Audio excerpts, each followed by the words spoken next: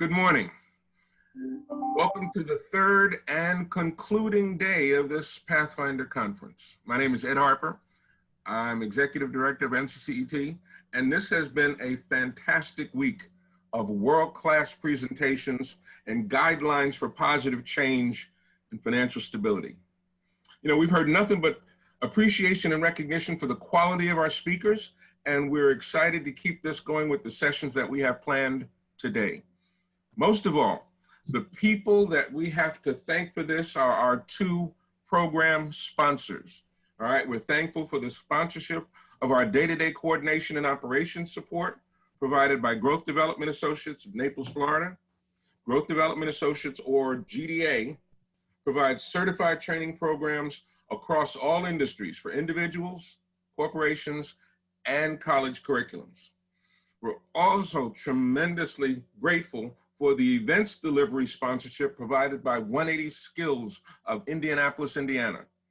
180 Skills provides manufacturing industry skills training to underserved and underrepresented populations, enabling them to live a better life. Now, in all fairness, I am eager to introduce this next session, and it continues an ongoing theme that we began with our very first session on Tuesday, okay? Our session one speaker was clear that one of the critical components in the success of continuing education operations at your school is based on your partnerships, all right? And we've heard echoes of that all throughout the event, and we're about to hit a high point today, okay? This is session 9, entitled Expanded Employer Partnerships, a panel discussion. Now, this panel began with a plan to discuss employer collaboration to maximize return on investment, understand employer and employee safety protocols in a post-COVID-19 environment, examine our training solutions, the talent pipeline, quality factors in the available workforce. See, that's where they began, all right? But who knows where they will end up, because our discussion leader, NCCET president and the director of the Polk State Corporate College, Howard Drake, has assembled a star-studded panel to share their knowledge and experience with you.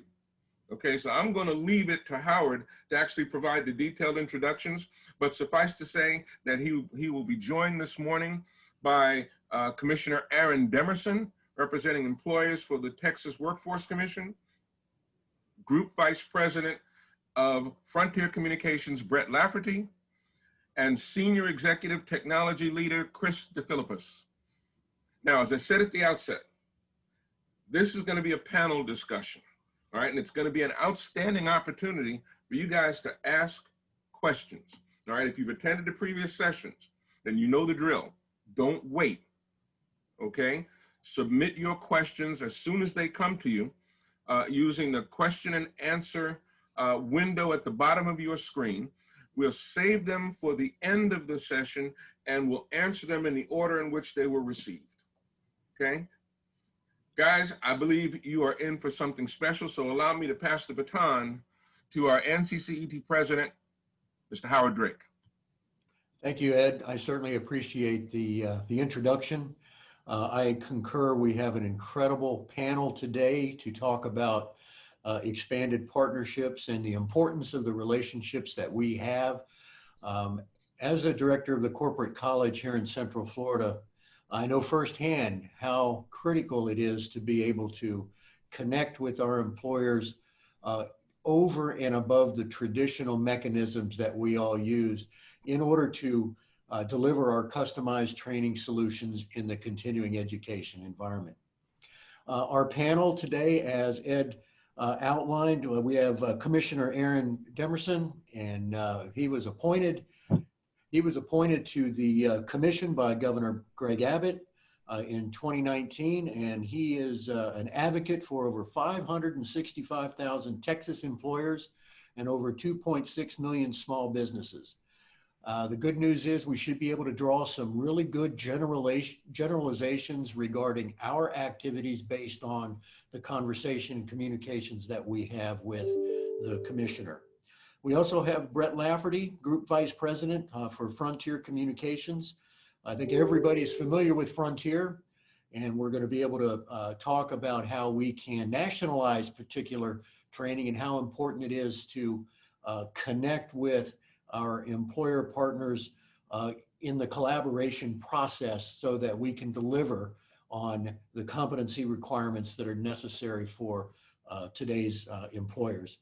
And then we also have Chris DeFilippis, and Chris has got 30 years of communication and revenue growth strategies and experience across many, many areas, and his expertise at the C-Level Leadership Suite, I think, will provide us with a new sense of how we can connect and provide all of us a renewed enthusiasm for what it is that we do. So I'm excited to get into this. As Ed spoke, you can use the question and answer piece. They will be monitored. If necessary, we'll be looking at those. And if we see something that we need to break in and ask a question after anybody's particular comment, we will do so.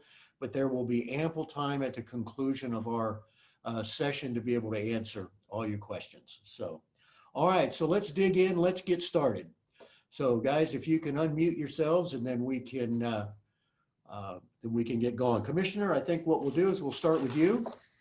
And the question that we have, make sure that you're unmuted so we can get through and everybody can hear our words of wisdom. There we go. As a commissioner, you're actively plugged into the recent job market. Can you kick us off by sharing some of the current Texas market highlights with us, and how does that compare to other states? So Howard, thanks a lot for the, first of all, the opportunity, and congratulations to the organization over 50 years. That's pretty phenomenal in regards to what you guys are doing. And I wanted to just say thanks to Jeff Roth and for inviting us to this session, and also Don Tracy, who's with Austin Community College. And I know Don's been working with you guys in big ways, and we're proud of that partnership. In terms of what we're doing here in Texas, it's pretty phenomenal. You know, we are a state that's very proud. We have a lot of facts, a lot of stats and figures, and we always say, but in Texas, it ain't bragging if it's true. And so the fact of the matter is right now, our unemployment rate is about 6.8%, which is about 2% percentage points below the national average. And that's a lot of improvement. You know, we were at 14% back in April, and we've cut that in half right now. Our governor is safely and strategically allowing us to open. We're utilizing all of the medical knowledge and the information from that standpoint, but we're ready to get back rolling. In terms of how we compare with other states, we in Texas don't like to compare ourselves with other states, but we right now are about 20th or so in terms of those unemployment rates. I think there's another state at about 4%, and as I mentioned, we're at 6.8%. But the way that we work, it's hand in hand. Ed had mentioned the collaboration and the partnerships. We have that here in Texas in ways that are pretty phenomenal. We're proud of the fact of our relationships with our community college partners, proud of the fact that we have with our employer organizations and the like, and that allows us to do what we need to do here in Texas to make a difference. Labor force was about 14 million. That had dropped back in April, March, April timeframe down to 11, but we're steadily bringing that back over. Still about 500,000 jobs that are out there listed and posted. And our goal is to make sure that as our Texas employers are posting those positions, that we are turning the corner and making sure that we're placing individuals, Texans, into those positions. And so doing well here as a state. We were at 3.5 August of 2019, and as I mentioned, 6.8 right now, about 2 percentage points below the national average. But looking forward to getting back to those lower numbers at some point as we all deal with this pandemic. Thank you for the question and the opportunity. Wonderful. Thank you for that. Chris, next question goes to you. What have you observed as a successful approach to capture a corporation's interest in partnering on workforce development? Sure. Good morning, everybody.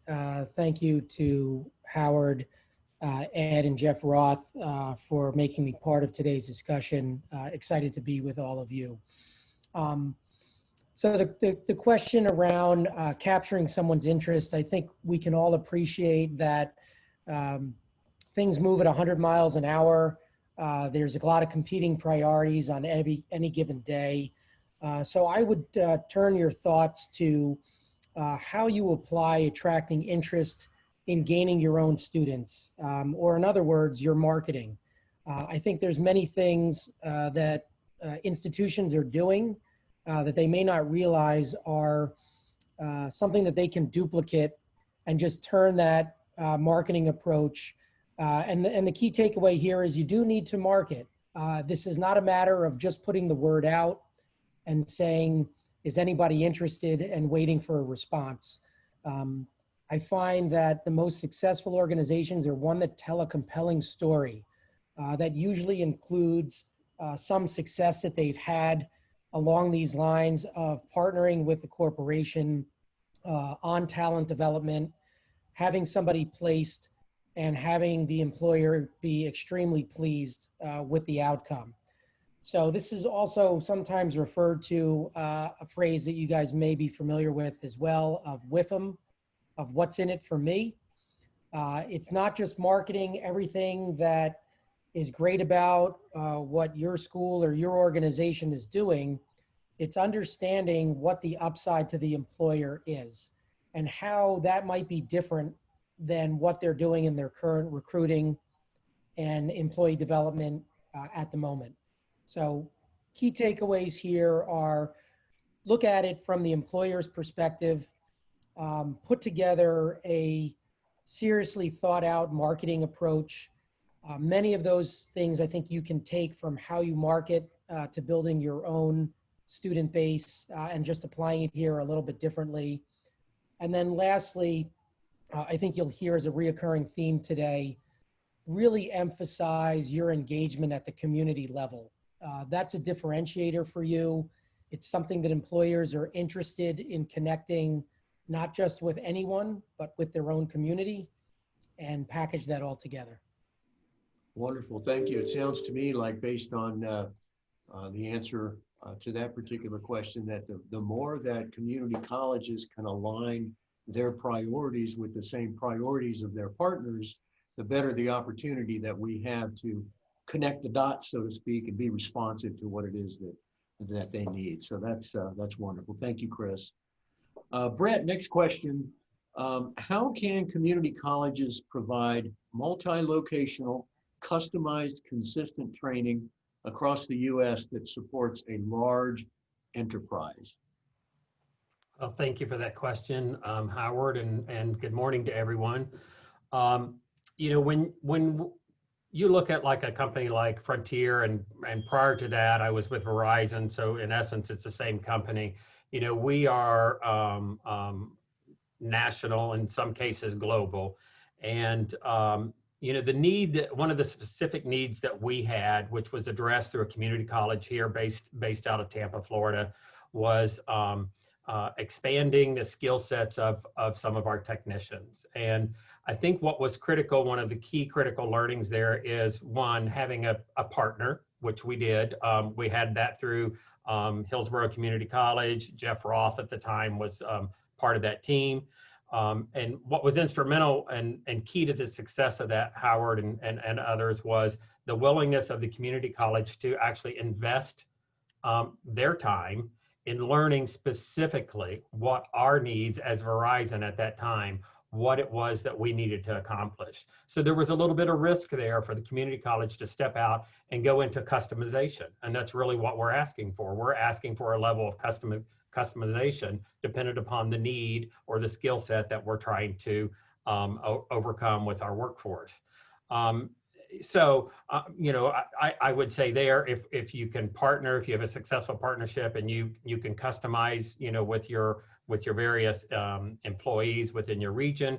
But then the other successful item that I believe needs to be tackled is, how do you scale this? How do you scale it from one location to multiple locations? How do you cross state lines? How do you go across the country? And so there, I think, you know, it was a challenge for us, but I think this is an area where we ended up finding a national partner that was able to take the course curriculum that was developed locally. That course curriculum was replicated. You know, we ended up spending just on that one course with the various different technical colleges and community colleges across the country, well over $5 million we spent, you know, with them over about a 1.5 year period. So very successful. It's very profitable for some of these, but you do have to be willing to take the risk, step out and do some customization. Thank you for that. Yeah, one of the value propositions that we have at NCCET is shared curriculum, certified shared curriculum that can be replicated across the country throughout our member colleges. So that is sage advice, and that is something that all of us need to be paying special attention to as to exactly how we can utilize one another's training opportunities to assist our national partners that have multiple locations. So thank you very much for that, Brett. Commissioner, how has the COVID-19 affected your agency and all the Texas employers? COVID-19, the pandemic, the governor refers to it as an invisible enemy, and it's really had an impact on us here at the state. You know, we've paid out over $30 billion in claims to about 5 million people, actually 4.9 million folks in claims that have gone out, $30 billion, and that's quite phenomenal. We've had phone calls that have just been in the millions of calls that are coming in, and so very challenged from that standpoint. To put it in perspective, we've done the equivalent of about 6 years worth of work in a 6-month time period. And breaking that further down, that's almost doing what we would normally do in 1 year, we've had to do in 1 month in terms of handling the workload. And that's caused tremendous strain in big ways. What we've done at the agency is we've gone 7 to 7 in terms of answering phone calls. We've gone from 7 o'clock to 7 p.m. in terms of the hours that are expanded, and just trying to put in place things that will continue to make a difference. My office, we represent the employers, and we have a 1-800 hotline that we utilize. And so employers have access to employment law attorneys on our team, and we've been very proactive in making sure that the Texas employers have the best information available to take advantage of the programs that we have here at the state in that regard. And we've done a lot with the community colleges, even right now pivoting with some of our programs to speak directly to the needs that an employer has at this point. But it's been a tremendous lift in terms of dealing with the pandemic, but we are trying to take a proactive approach to make sure that we're making a difference in being there for those employers whenever we can. Okay, thank you. Just a little follow-up to that. How important is it to have the like a focus group or town hall meetings to maintain that communication? Yeah, it's very important. As a matter of fact, next week I'll be meeting with a number of our associations groups, the Texas Association of Manufacturers, the Texas Hotel Lodging Association, Texas Restaurant Association, all of these organizations, Chamber of Commerce type groups that will come together to discuss things. And so the town halls have been very important. We've done about 60 town halls, even with our team dealing with chamber members. And we've had on there individuals that represent the workforce, economic development, and education side of things to make sure that we're tying everything together. I refer to that as our secret sauce here in Texas. And Don will tell you that we're all friends and family around here in Texas. And that means that the relationships that I have, our partners and stakeholders have those same relationships, and that allows us to make a difference. Communication, collaboration, partnerships, I can't overemphasize that. And that's what we do well here in Texas. We make sure that we're in touch with all of those individuals. And I know my team has done that. I share this platform with 2 other commissioners, one that represents labor and the other that represents the public.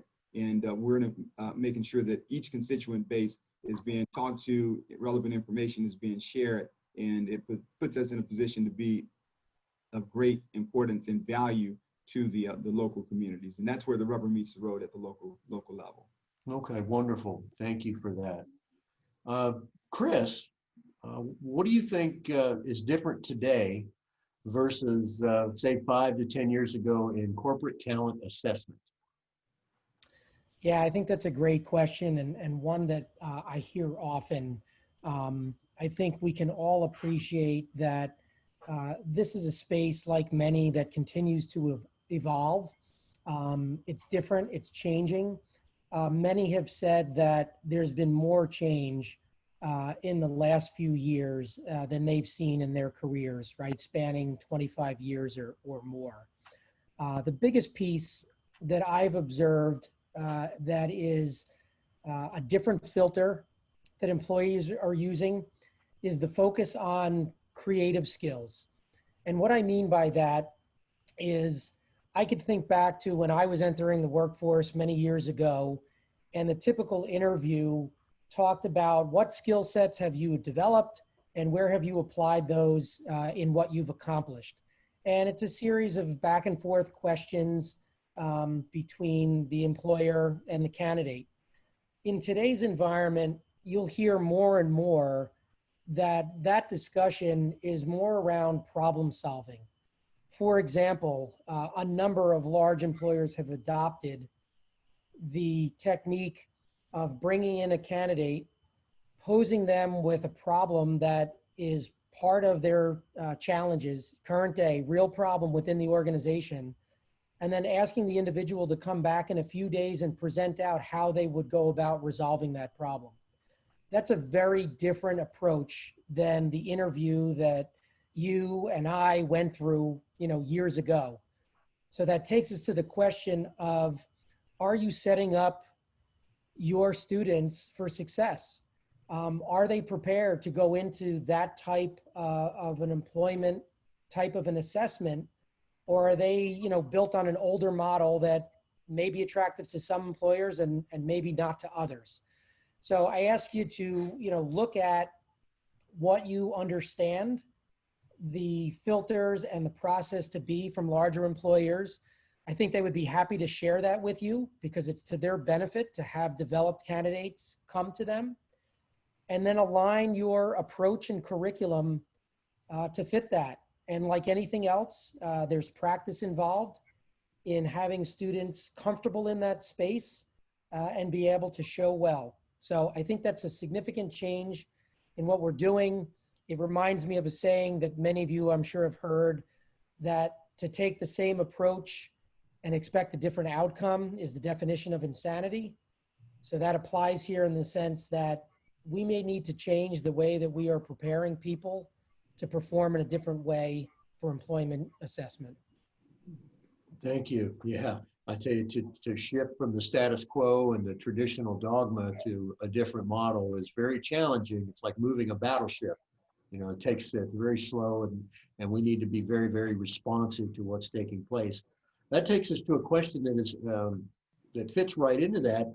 Brett, how can employers, here we're talking about employers, efficiently find and develop deeper relationships with community colleges for their recruiting and training programs, community events, and so on? How can that be better navigated and communicated?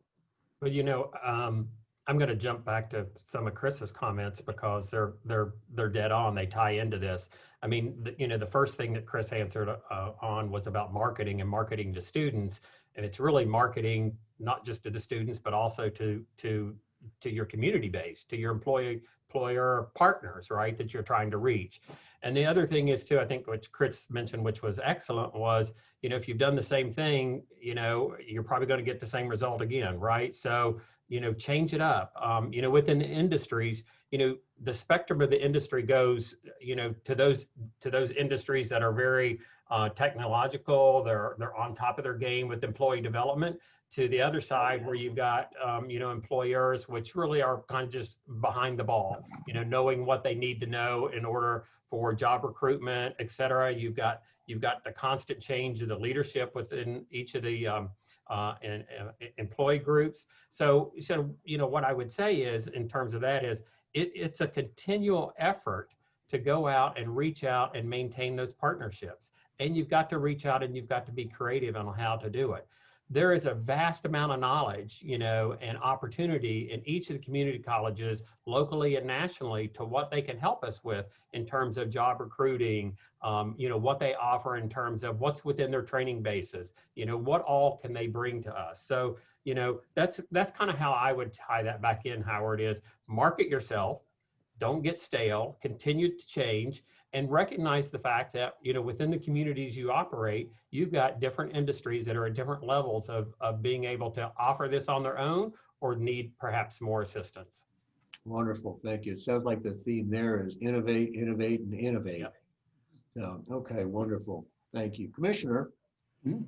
what are some projects or initiatives that you're really excited about that are helping to improve the employment picture in Texas? All right, so Howard, yeah, we're excited about a lot here in Texas, but let me just go back to Chris and Brett's comments, and they were spot on. I mean, gentlemen, thanks for sharing that information. We deal a lot with internships here, and there are a lot of opportunities in that regards to making sure that we're doing the new way of interviewing. I had not heard that, Chris, so thanks for sharing that. But that's something for us to jump on. And as I represent the employers, it's an opportunity for me to segue with them to make sure that our partners are training the students to meet the needs of those employers. But some of the projects and initiatives that we have here, we have a skills development fund program that's about a $48–50 million program that allows for local employers here to partner with local community colleges to train both new and incumbent workers. And that's a program that's been over 25 years in its making. And it's one that we just love the relationships that we have with the community colleges that are collaborating with the local employers to make sure that they have a trained workforce. An example is that recently with that program, we actually took some of that money and turned it around to actually be a benefit to individuals or companies in this particular environment, this COVID environment. And so the Texas Restaurant Association, that's an example where they created this program called the Texas Restaurant Promise Certification Program, where they were basically training their employees to deal with this pandemic, all with the sole interest of trying to get folks out back to the restaurants that you're comfortable coming there, and you'd have, for lack of a better word, a good seal of approval, where you can rest assured that the staff has been trained to address needs, and it results in a comfortable consumer that wants to go back out into the restaurant. But these were programs that we've set up that works hand in hand with the community colleges to make a difference in that regard. Another program is our JET program, Jobs and Education for Texans. That's specifically a equipment grant program for ISDs and community colleges, where they can actually apply for that, receive equipment to do training. And so we're going to continue in those efforts to make sure that we are giving our employers the best opportunity for success, but we're doing that in collaborative ways, recognizing the important role that the community colleges play to train individuals in that regard. Wonderful. It sounds to me like Texas has a real commitment to workforce development at the community college level, Yes. as evidenced by those funds. So thank you for that. Chris, how do you, or how do we as community college folks, how do we create win-wins for the employers as well as the employees when we're thinking about innovation and creativity? Sure. It's usually a question asked about anything that you're trying to accomplish, right? Ties to the comment I made back of the what's in it for me, so that, we're looking for a scenario that is good for the school, it's good for the employer, it's good for the student, and ultimately those things add up to be good for the community. Understanding, what the benefits and the gains are, you will find overlaps in that piece, right? As I discussed in the last question, are you preparing the student to be successful? The student has a built-in motivation to be successful in that space. They want to be impressive in that interview. They want to be asked to come back for another discussion. So the win-win is really understanding where those overlaps exist. What is the common thread in doing so? That ties into how you will market both to your students, your community, and your local employers, is identifying that common thread amongst everyone. a word that you used, Howard, is a big part of this as well, is commitment. You need to be committed. This isn't something you turn on and turn off and you do sometimes and other times not. You know, it was mentioned before that this is a continual type of approach. You have to invest, and that's not just financial. Investment is time and it's priority. So as you look at your messaging, you know, within your organization, where does workforce development rank? Is it on the side? Is it in your top 3? And that'll have a direct correlation to what your outcome and what your results are. So look at your investment. Has this been made a priority? If not, why not? On the financial end, investigate where there might be resources for you so that it's not just your own spending. There's many local sponsors that if they understand that this is community driven and this is for community members' benefit, they're willing to participate in that financially. There's also grants from time to time that support efforts along these lines. So turn over every stone and again, find those common threads. Wonderful, thank you. Brett, from the employer's perspective, how are the community colleges gauging how well students learn and are able to apply those learnings? Well, I mean, you know, Howard, when I think about that, this is one of the challenges, I think, back to the community colleges themselves, because what's important in order to, I think, to solidify and strengthen the partnership that we're looking for is to have confidence in the programs and the students coming out of the community colleges. And in that, it's more than just, I've got a certificate. It's really understanding, and maybe this is through proof and placement and other evidence on previous students that have gone through, how well they've been placed into positions, how well they're performing, et cetera, and any pathway to promotions.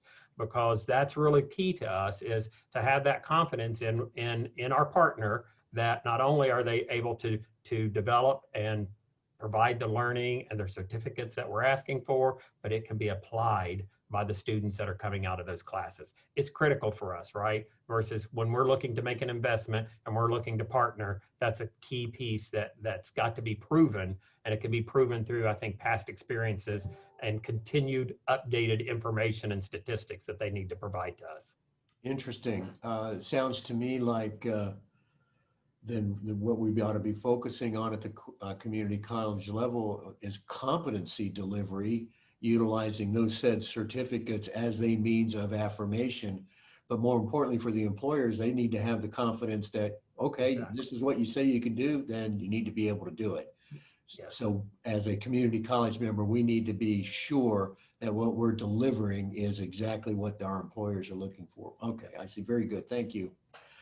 Commissioner, what resources are you offering to help the Texas employers move forward and continue their business during these unprecedented times? Like I said, you know, we pride ourselves on collaborative efforts that we have here at the state level, and over 60 town hall meetings that we've had throughout the state. We're making sure that, again, that our employers, we're in touch with our employers in major ways, especially around this time. We've had a number of businesses, some of them that are staying in and some of them are going out. But our goal is to make sure that we have a good information out there for them. We've collaborated with the governor's office. They have an economic development and tourism team. And again, our community college partners know hand in hand, and they work hand in hand with us on any training initiatives and efforts. I've stated the secret sauce for us is economic development, workforce, and education. When we bring those three together, we're in a position to be very successful. And so we're going to continue with our town hall meetings. We have a 1-800 number that's available for our Texas employers as well. We also have instituted this new lunchtime live initiative where we're basically coming in for an hour, 30 minutes, 15 minutes or so, and giving employers quick snippets of the latest information. We used to do those statewide, but with this pandemic, we've had to take that virtual. Last week, we held our first one, over 2,000 employers that were on that line, kind of learning from our employment law attorneys about what's next, what's happening, and being in a position to answer questions. And so at the end of the day, the way that we're going to continue to move forward is to offer the resources that we have to those employers and make sure that we continue to partner and communicate. Can't overemphasize the importance of doing exactly that, and making sure on my end that we're listening to the employer. What are the needs? What are the true needs? And then matching that with our community college partners to make sure that we're training up to match their needs, and we're not going out creating programs that are really relatable to what the employer actually needs. And so at the end of the day, we're going to continue to partner and make sure that we're moving Texas in a path that gets us back to those low unemployment numbers that we know we can get to. Great, great. And I think that all of those processes can be replicated across the country. I mean, it doesn't apply just strictly to Texas. Texas is a great barometer and a great benchmark, but that's something that we, as community college or state college individuals and training providers, can replicate and get behind to make things happen for our employers. Great, thank you very much. An interesting point here, and I want to send this to Brett. Many younger employers or employees today look to their employers to develop them or to provide the opportunity to develop both hard and soft skills. I remember in our day, it was like you researched a company and said, well, if I want to go there, here are the competencies I have to go learn, and then I have to go there and then apply. Well, nowadays, it seems like it's kind of reversed. Do you see this as a real opportunity for the colleges and the business partners to collaborate on skill assessment, and what would this be an extension of the benefits offered to an employee? Yeah, I mean, Howard, you and I are probably in the same age bracket, right? Where back in the previous days, right? I mean, it was pretty much on the employee or the prospective employee to make sure that they had the right skills. But what we are seeing today at Frontier is, we're seeing a mindset change with the employees that are applying, that are really either lacking the skills that we need or are expecting us to actually develop them. And to that point, I think you're exactly right in terms of what you mentioned.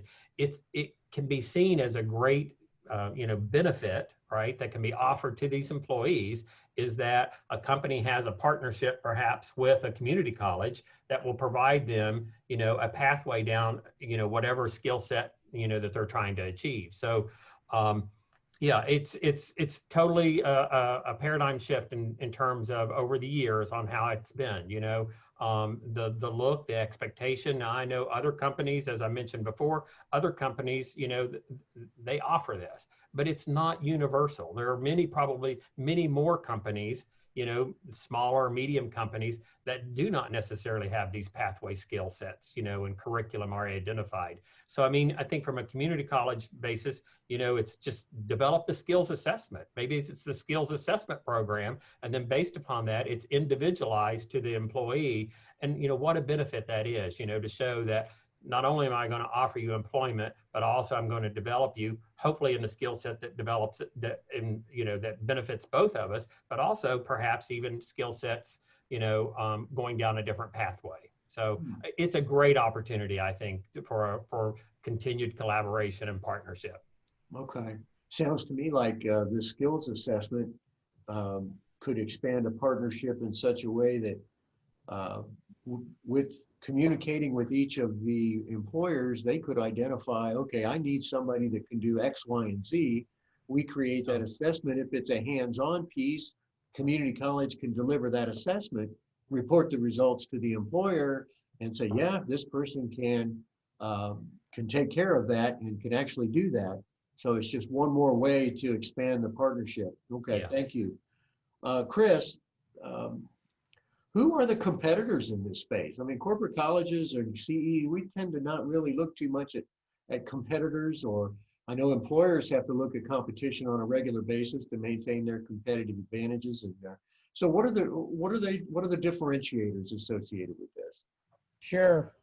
So I've got my business hat on for this question, right? That having worked in all different segments of the market, large and small businesses, state, local government, wholesale, Education may be the most unique, that institutions exist, right, to develop their students, but you also have to run yourself as a business. As many of you have probably figured out, there's aspects of this, right? We've already talked about today being able to market, being able to create partnerships with other in the community. And this takes on much more of a business flavor. So any successful business is aware of and stays current with who their competition is. Some of you may have heard the term co-opetition, which indicates that in today's markets, there are organizations that can be my competitors, but they can also be my partner. So where I think that fits in this space is we look at the larger universities and say, we're competing against their students to fight for these jobs with employers as well. On the other hand, we can look at it and say, we're both trying to accomplish the same thing. We both have an interest in the community. I think community colleges have a hand up there, right? That the community is their sole focus versus being a larger organization. But you have in common that you're both trying to accomplish the same things. So then I go back to looking at, from the employer's point of view, what's different if I'm sourcing candidates from the community college versus the larger university in the state, so to speak. And you want to look at what your differentiators are. Typically, there are much better ties to the community in the community college, right? It's grassroots grown in that community, didn't come in. It's part of the active community. People that teach there are members of the community. You have multiple family generations that may have come through that remain local in the community. So you want to understand what's different between you and whoever else, and also try to identify, is there a partner opportunity here with one of the larger universities? Is there things that we can do that the employer would view as beneficial to them? And although there still might be an element of competition, if I'm able to grow in this space and be more effective in job placement, then it's a win for me. So if you're not familiar with the term co-opetition, I would encourage you to dig into that, of what does that mean, and then see how that applies to you and your local situation. Wonderful, thank you. It sounds like we've got some key words such as innovate, collaborate, implement. So there's many things that we as partners need to be working on together. Before we turn this over for questions and answers, I'd like to ask everybody the one final question will be the same thing. And we can start with the Commissioner. What, if there were one or two things that community colleges, if they could do today and expand their partnerships, what would you have them do? What would be the two important things that I would have them do? For me, it's having conversations with employers. Chris has alluded to it. The community colleges are at the local level. They're in the community. And so I'll use Don. I'm here in Austin, the great state of Texas, but Austin, in ACC, I've watched them cooperate, co-petition, as Chris had mentioned. I'll get that word right. But I watched them actually work with Texas A&M University. And it's kind of amazing what they've been able to do at that level on the academic side, and they may be doing some other things on the CTE side. But the conversations are very important. We have Tesla here in Austin coming in, you have Samsung, and so there's gonna be a lot of heavy lifting and heavy work that the community college is going to be there, because one of the first things that they're doing, anytime you're working economic development projects and you are bringing someone in, they're looking for incentives at the state level, and they're gonna look at workforce. And so we're involved in those conversations in big ways. And in this particular case, Austin Community College, when we're looking at training programs that the state has, we're going to look to ACC to provide those training programs. They have to be having conversations with, and I know they are, with the employer. At the end of the day, we need to train to their needs. And if we're not meeting their needs, if we're not out there talking with them through conversations, then we're going to two ships passing in the night, and we're going to keep missing the boat. So the word for me is conversations and communication. Those are two that are very important. And for what I do, conversation and communication with the employers, so that you're getting it from the horse's mouth, so to say, versus what you think they might need. Interesting. Yeah, so it sounds like it's time for our corporate colleges or our continuing education departments to be, I don't want to use the word aggressive, but persistent in terms of their discussions and their marketing and their outreach with their corporate partners. So, because right now, I mean, with COVID, the dysfunction or the disruption that has occurred was something that was tremendous that everybody's had to deal with. So they've got a lot of things that are coming at them right now. So, Brett, what about you? What would be the question? How would you respond to that? Well, I would piggyback really what the commissioner said. I think what's important is when you look at it from a community college basis, and you look at the employers that are in your market, in your direct market, don't shy away from the large business, right? You've got a big one and you think, well, they'll have their own training, workforce development, but there are lots of opportunities for you to supplement that, right? So I would say, don't just forego a large company just because they're a large company. There's lots of opportunity there. And then again, as I mentioned earlier, be willing to customize, which means be willing to make an investment and prioritize. Run your workforce development as a business. It is a business. You got to market yourself, but make those contacts, those local contacts. That's really what it's all about, is developing and strengthening that, and know who your go-to people are within your community. So, Chris mentioned, I loved what Chris said about, the community colleges and the co-opetition, which I wrote down. And I think community colleges do have a leg up, right? And in the local environment. So utilize that. Wonderful. Thank you. Chris? Yeah, I really echo the thoughts from Brett and the commissioner. Makes sense to me. I'd say the one thing that I would reiterate there that was brought up is relationships, right? I think we can all appreciate that good things happen with the right relationships, and the relationships are something that need constant work. It's not a connection that's made one day and then not revisited for a long time. So I love your comment about persistence. From the business standpoint, I think aggressive is appropriate as well. There's a lot of priorities out there, and there's a lot of competition for what's going to be a priority for an employer. So I think you need to create your own case of why this is a priority, have good working relationships with them, have it at multiple levels. The senior level is where the buy-in comes in to say, this should be a priority for my corporation. They may not be the one that's doing the work, but if they say to, their HR department that, hey, I see some real benefit in working with this community college, it's more likely to be a priority than if you're only working with HR on your own. Multiple levels of relationships, understanding what roles are played by each of those levels. Some of it will be buy-in, some of it will be getting your hands dirty, some of it will be coaching back to your organization of, this is what we're looking for, this is how to properly prepare a student for an interview. So I would underline, those two things, the proactiveness of engaging and building multiple level relationships. Wonderful. There's no apparent substitute for delivering quality with your training solutions that meet the needs of the employers.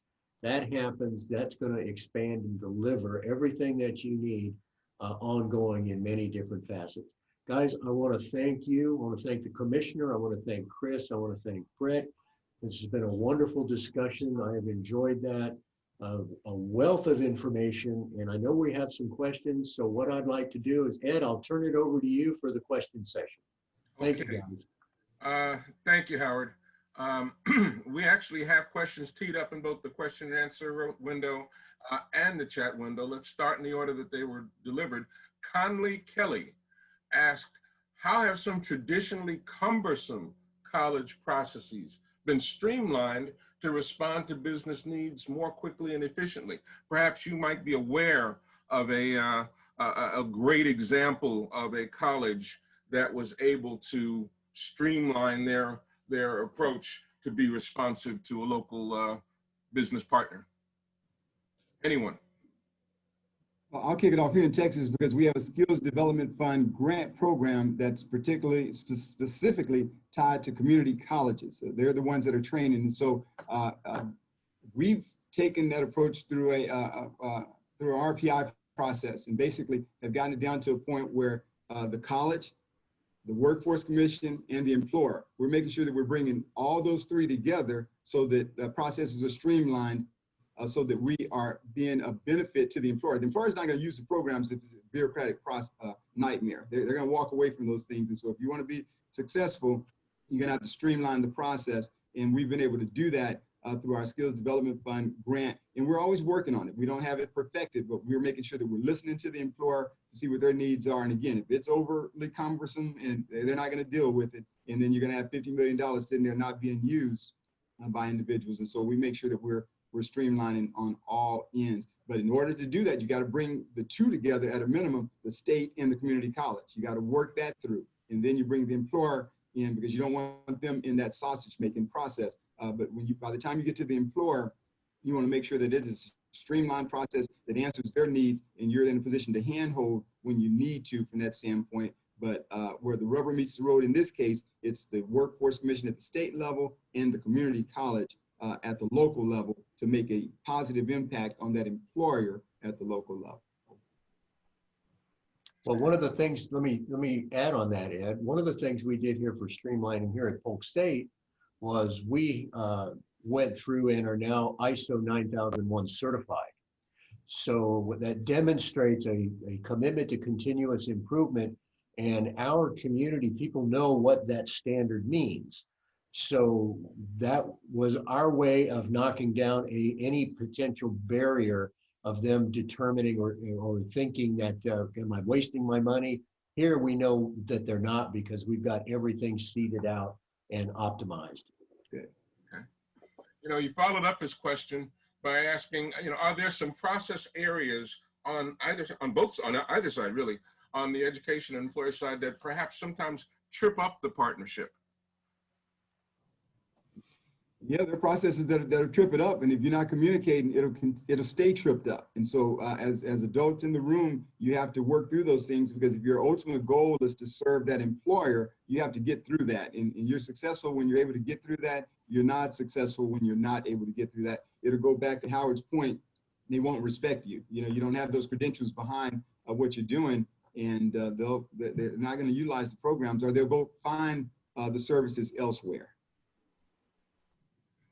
Don Tracy wanted to know, how should the colleges work with industry to understand and address how changing technologies are impacting incumbent worker training needs? I think Brett and Chris on the business side can tell them directly how they need to work to be of benefit. Yeah, and I think also adding in there, Commissioner, I mean, the fact that if you have those strong contacts, right, and as Chris alluded to, at multi-levels, they'll know, right? They'll know the challenges that we're having in real time. So it's that back to that communication, right? So if you're having active two-way communication throughout the year, multiple touch points through multiple levels, but also, I mean, it's just as important for community colleges to be abreast of what's happening too, to bring it to us in advance as well. So it's definitely two-way. Okay. Yeah, I'll add to that, Ed, that I think it comes back about, being proactive and not reactive. Ask the question of the employers. What are you looking for? What are you not getting? Specifically, if there are candidates coming from my school, what are their strengths and what are their opportunities. And then you edit, your coaching and your programming around that. And be prepared that if you ask 4 employers, you might get 4 different answers on that. I don't know that there's one answer to that question. But ask the questions and ask it of the people that are doing the interviewing, right? They can give you firsthand experience on how do your students present well and where could they be better. Chris, just to expand on your answer, we have another question from Deb Hass, who says, what are some strategies for reaching out to companies? Who would be a good contact? And clearly, it's going to differ as you go from company to company, but do you have some guidance in terms of who the schools should look for? Yeah, I'll comment first there. I'd say that the traditional answer is you're connecting with human resources within that organization that has the responsibility of talent recruitment and workforce development. I would tell you some growing success in the non-traditional route of getting to the leaders of where these employees will end up. So for example, if it's a sales role, connecting with the sales vice president and getting his or her feedback on, hey, have you have anyone on your team from my organization? Has that worked out well? What are you looking for? What could be better? Although you need to get through the original filters of the screening process in HR, ultimately the leaders of those functional groups, whether it be sales, operations, or finance, they're the ultimate decision makers that say, this is the person I want to hire or not. So again, with the strategy of multiple relationships, I'm not saying pick one or the other. I'm suggesting you connect with all of the above. Totally agree there, Chris. I mean, if you started off with a large enterprise customer, you're going to get a standard HR response, right? It's developing that need at those multiple levels. And I'm going to add on to that, taking a different approach to it, and I'll do this quickly.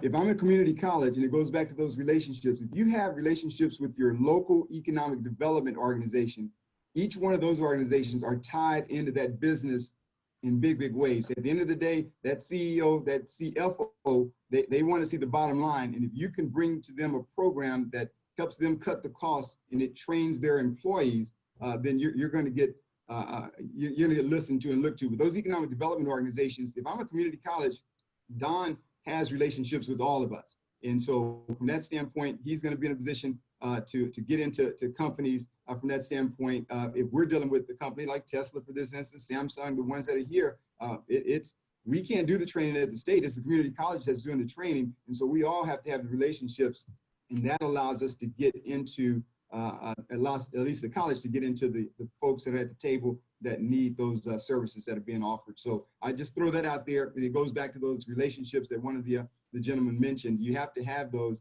and the economic development guys in your local community have relationships with every one of those businesses in your community. Excellent, excellent. Guys, I'm going to give us just a little more time. We've got one more person I'd like to bring in. He's submitted a couple of questions here, and he is one of our, he's a member of our board of directors, and you mentioned him earlier. His name is Don Tracy. And Don, if you can kind of make your questions as succinct as you can, I'm gonna let you talk. Sure, absolutely. Thank you all for being on the panel, and Commissioner Dimmerson, it's great to see you today.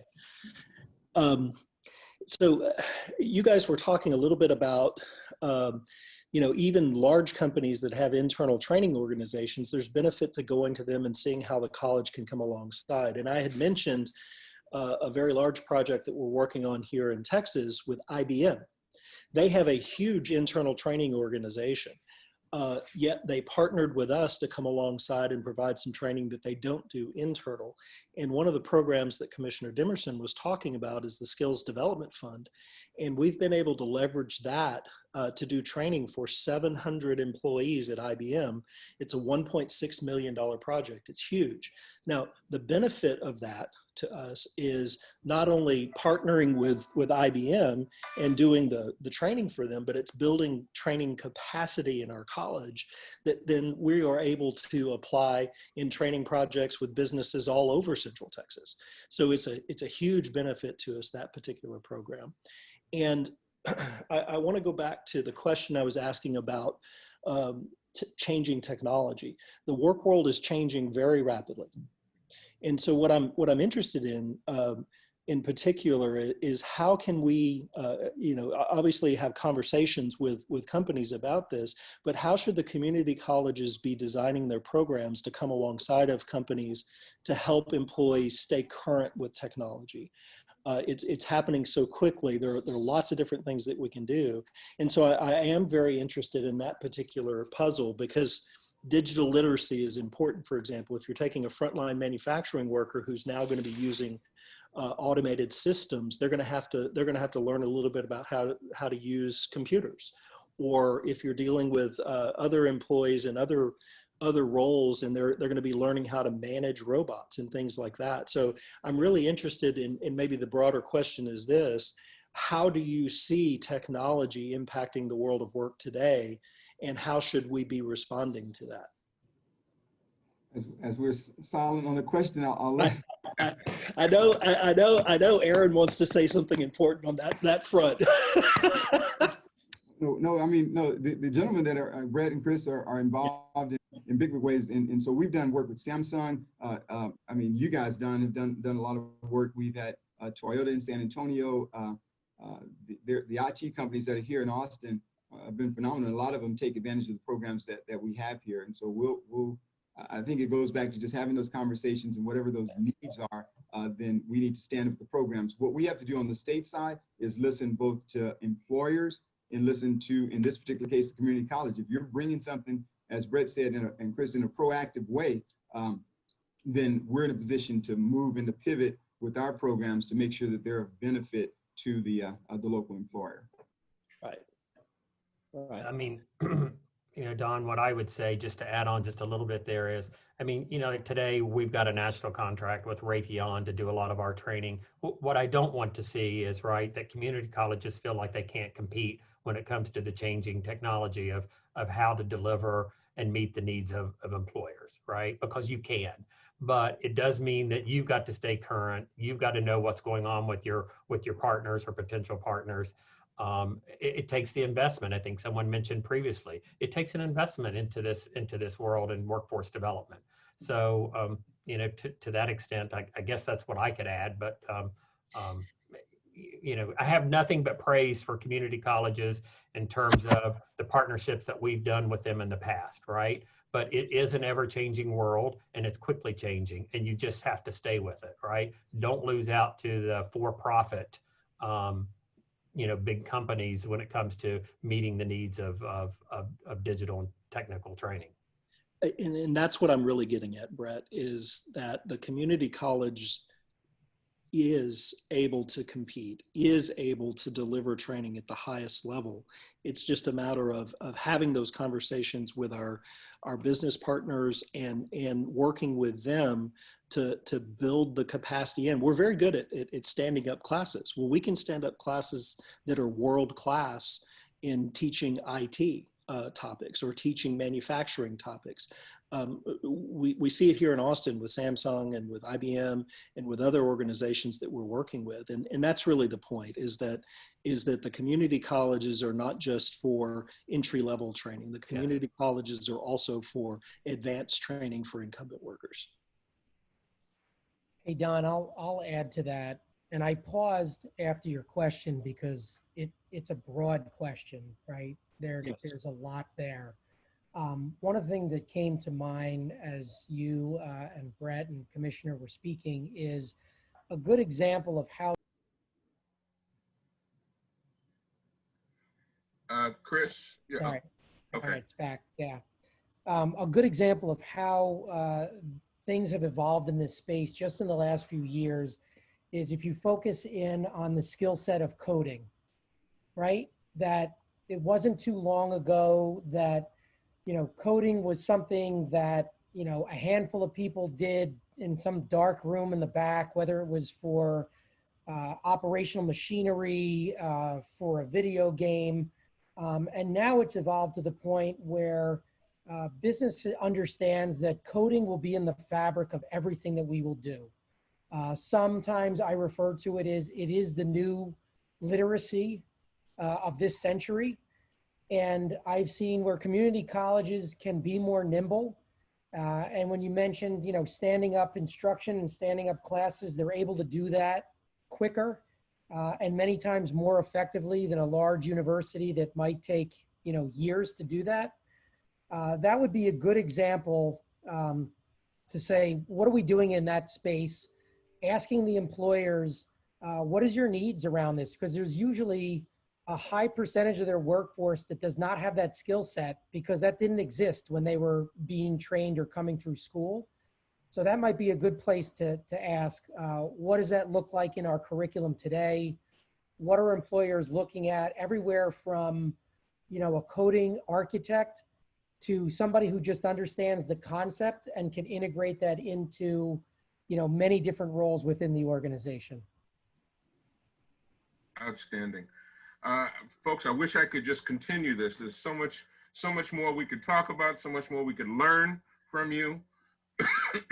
As Howard said earlier, I want to thank each of you for joining us.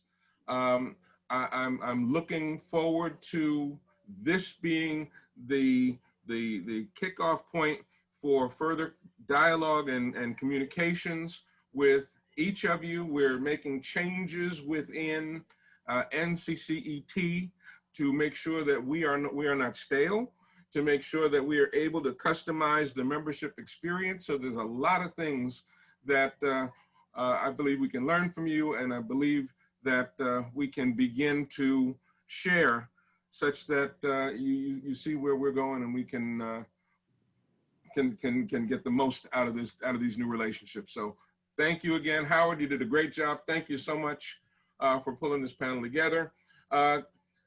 Folks, for our attendees, thank you for attending. Thank you for joining us this morning. Thank you. Stay safe, and we'll see you soon. Thank you, folks. Thank you. Yes. Bye-bye.